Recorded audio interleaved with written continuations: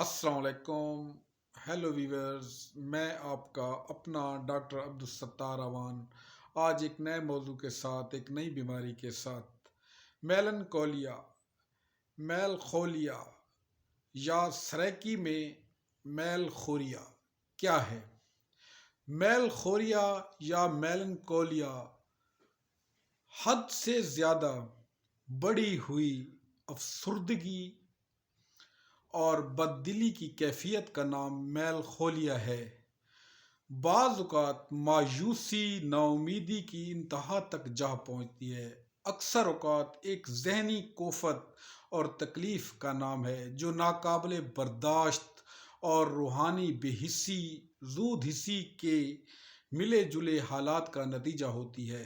قوت فکر جاتی رہتی ہے، جسم میں کچھ مرضیاتی اور ناخوشگوار احساسات پائے جاتے ہیں، خوفناک وہمی خیالات پیدا ہو جاتے ہیں، حتیٰ کہ خود کشی یا اپنے ارد گرد قریبی لوگوں کو قتل کرنے کے رجحانات ظاہر ہونے لگ جاتے ہیں.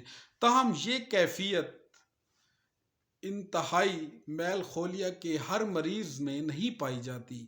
بعض مریضوں میں دل کی گھبراہٹ بہت زیادہ ہوتی ہے، جو فی الحقیقت میلخولیا کی ایک ضروری عنصر ہے یا علامت ہے، جبکہ بعض مریضوں میں وہمی خیالات اور حسی توہم زیادہ نمایاں ہوتا ہے. یہ وہمی خیالات مذہبی شکل بھی اختیار کر لیتے ہیں اور مراکی حیثیت بھی. کچھ دیگر مریض ایسے ہوتے ہیں جن میں ہوش و حواس کا خلل بہت زیادہ ہوتا ہے. ایسے مختلف مریضوں میں عارضہ مختلف اوقات میں گھٹتا بڑھتا رہتا ہے. شام کے وقت علامات کم ہو جاتی ہیں اور صبح کے وقت علامات زیادہ ہوتی ہیں.